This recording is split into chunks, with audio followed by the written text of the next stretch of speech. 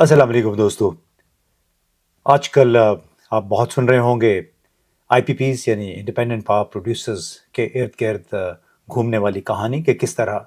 इन्होंने अ, कई साल से साल-हा-साल से पाकिस्तान की मईशत को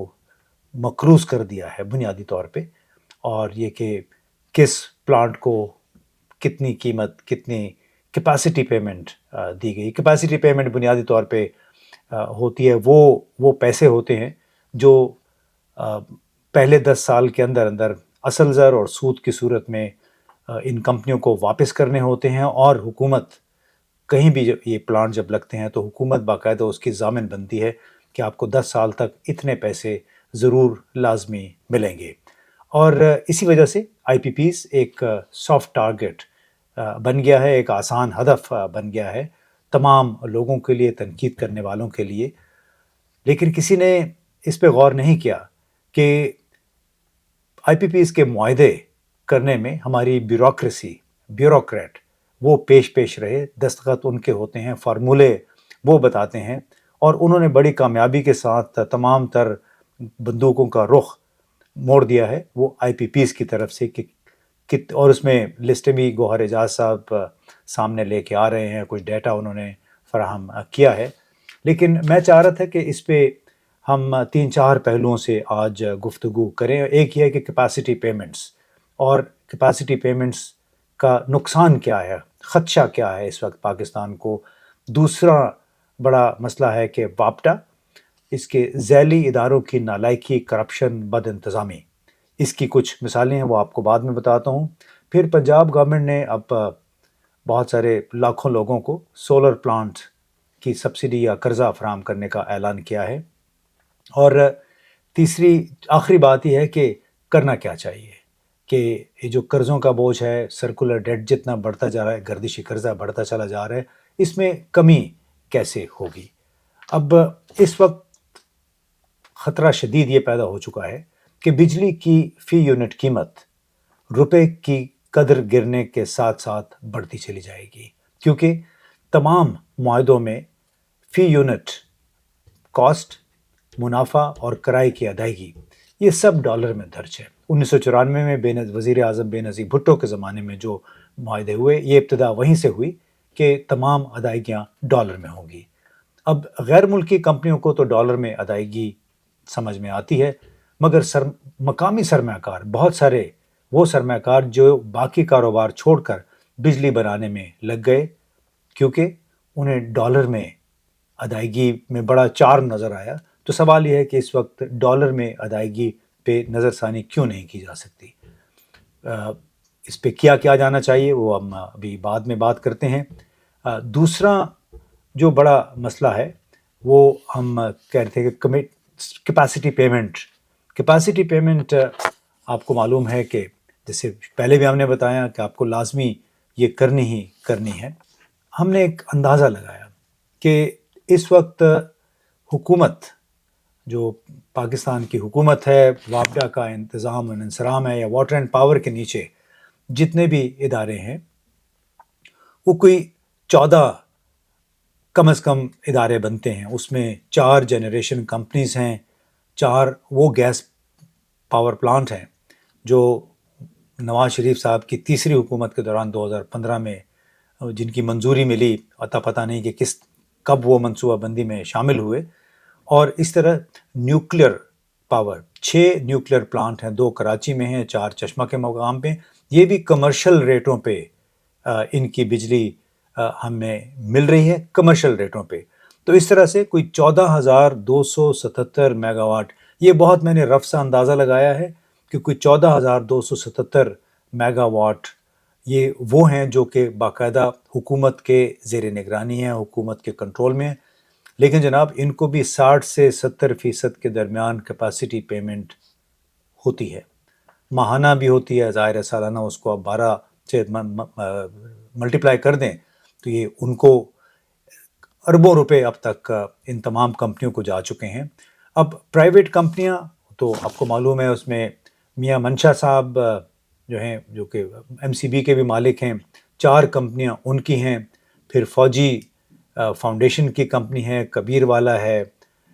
اس طرح نشاط جو بڑا گروپ ہے ان کی ایک کمپنی ہے، گل احمد ایک اور پلانٹ ہے. تو اس طرح اٹک بیسکلی اٹک جین کو، وہ بھی آپ کو معلوم ہے یہ 4-5 بڑے ادارے ہیں جن کا تعلق ہماری ملٹری اسٹیبلشمنٹ کے آرمی ویلفیئر ٹرسٹ یا فوجی فاؤنڈیشن کے ساتھ ہیں. تو یہ تمام ادارے 16 ایک طرف اور پھر کم از کم 4 وہ جو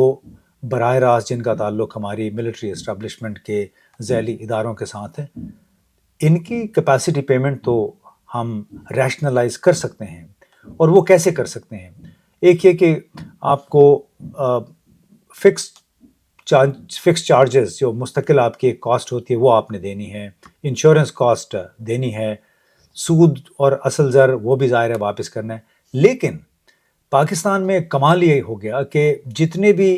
منصوبے ہیں ان پہ گیس منصوبے میں، گیس پاور پلانٹ میں سرمایہ کاری پہ 17% منافع حکومت پاکستان دے رہی ہے. کوئلے سے جو چلنے والے پلانٹ ہیں اس پہ 29% تک منافع مل رہا ہے ان کمپنیوں کو. اندازہ لگائیے کہ دنیا بھر میں، خاص طور پہ اس وقت جو امریکہ میں، کینیڈا میں اتنے مہنگے ملک ہیں، یہاں پہ ڈالر جو کمرشل لون ہے آپ کو چھوٹے پیمانے پہ وہ 5 سے 6% آپ کو شرح سود پہ ملتے ہیں. بہت بڑے منصوبے جب ہوتے ہیں تو یہ شرح سود 4-4.5% پہ بھی آ جاتی ہے. ریٹ آف ریٹرن بھی 2-3% ہی ملتا ہے جو آپ کو منافع وغیرہ ہوتا ہے اگر آپ کئی اسکیموں میں لگا دیا آپ نے. لیکن ہمارے ملک میں غضب خدا کا کہ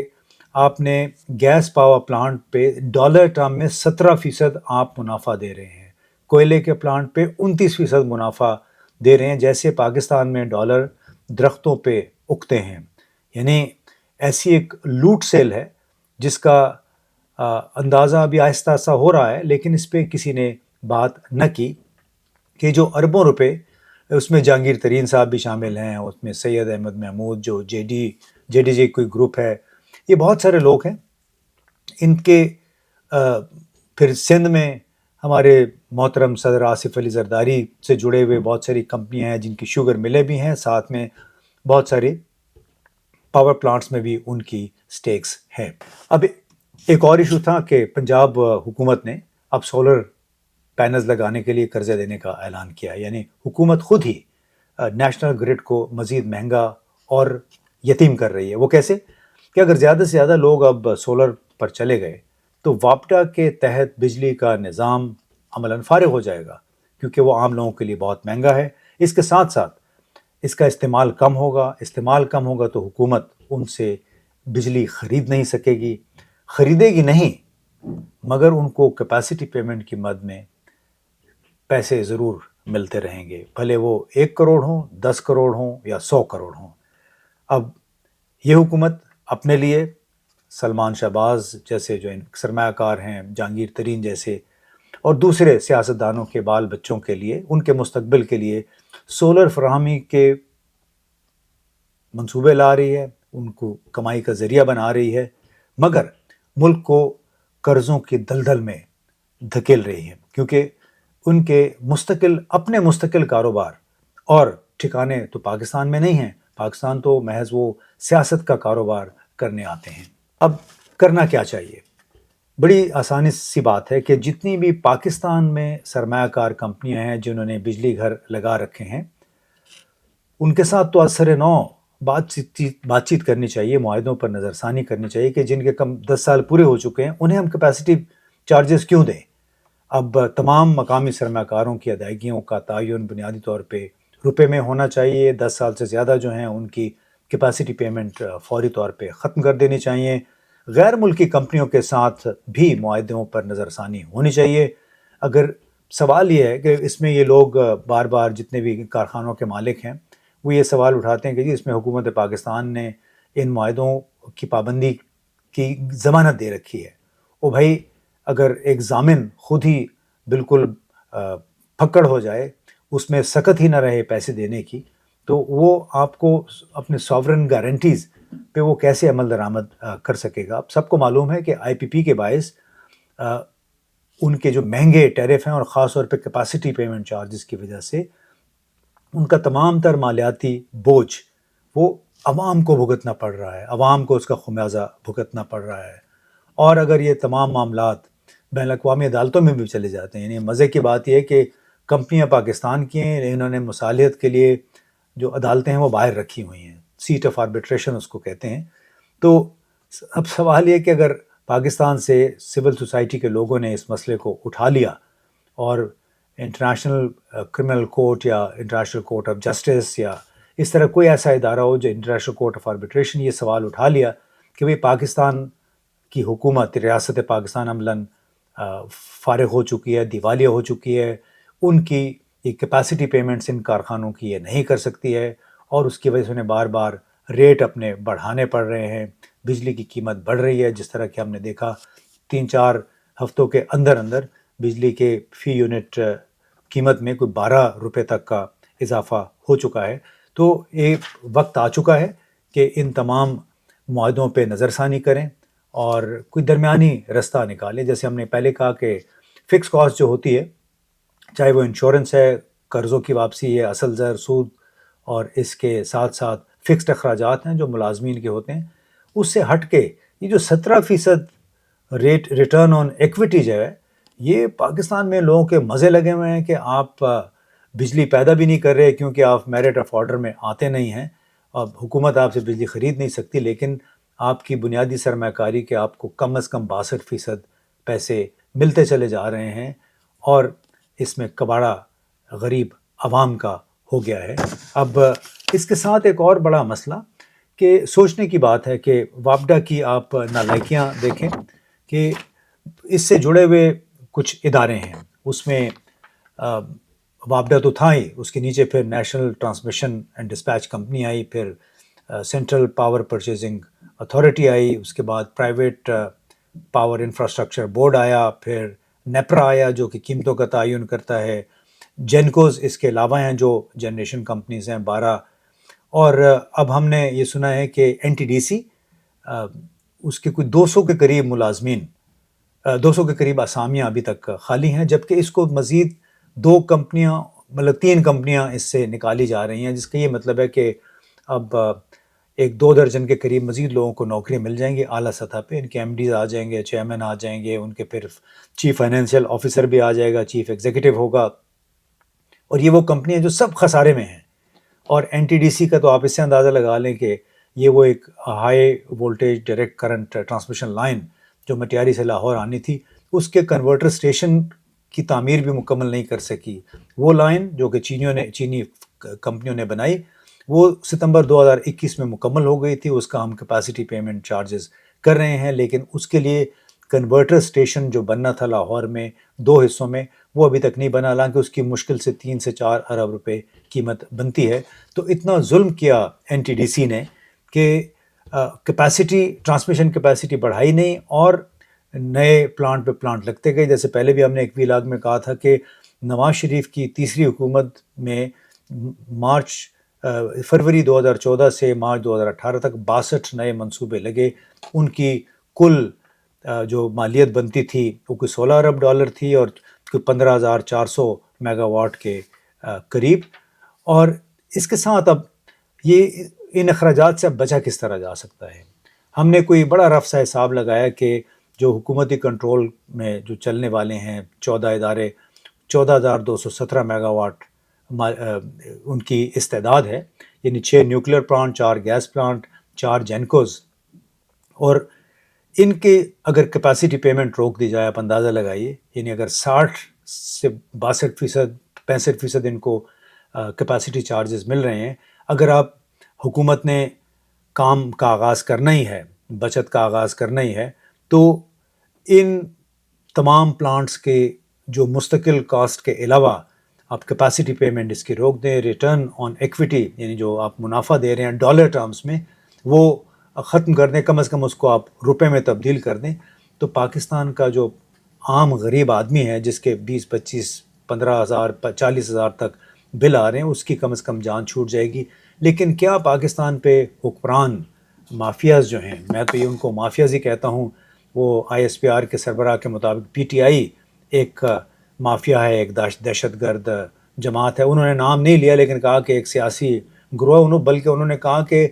लीगल सियासी माफिया, तो उनसे ये भी पूछना पड़ेगा कि ये माफिया तो हमने सुना था कि जुराइम पेशा लोग होते हैं, तो क्या आईनी जुराइम पेशा ग्रोह भी होते हैं? क्योंकि ये उनके अल्फाज से उन्होंने कहा कि इलीगल सियासी माफिया। दूसरी बात मेरे उनके गोशगुजार ये करनी थी हमारी अपनी इस्टब्लिशमेंट के, कि दहशतगर्द या माफियाज पीटीआई में नहीं हैं, बल्कि सरकारी इदारों में बैठे हुए हैं। उन तमाम सरकारी इदारों में, चाहे सिविल हैं चाहे मिलिट्री हैं, जो दस्तखतों के ज़रिए जो स्ट्रैटेजीज़ बनाते हैं, जो मुआहदों पर दस्तखत करते हैं, वो लोग ख़ास तौर जो प्रोक्योरमेंट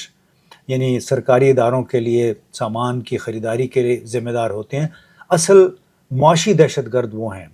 दहशतगर्द वो एक तो वो है जो अफ़गानिस्तान सरहदी इलाकों में हमें कचोके लगा रहा है, हमारे लिए मुश्किल खड़ी की हुई है, लेकिन हमें उन दहशतगर्दों पे, उन माफियाज पे भी तवज्जो देनी होगी जो हुकूमती स्ट्रक्चर्स के अंदर बैठ के मुल्क की जड़ें खोखली कर रहे हैं। अपने ज़ाती मफादात के लिए उन्होंने ऐसे मुआहदे कर रखे हैं, ऐसे ऐसे अरेंजमेंट किए हुए हैं कि जिसके सबब बुनियादी तौर पे ये तमाम लोग IPPs के साथ मिल के खून निचोड़ रहे हैं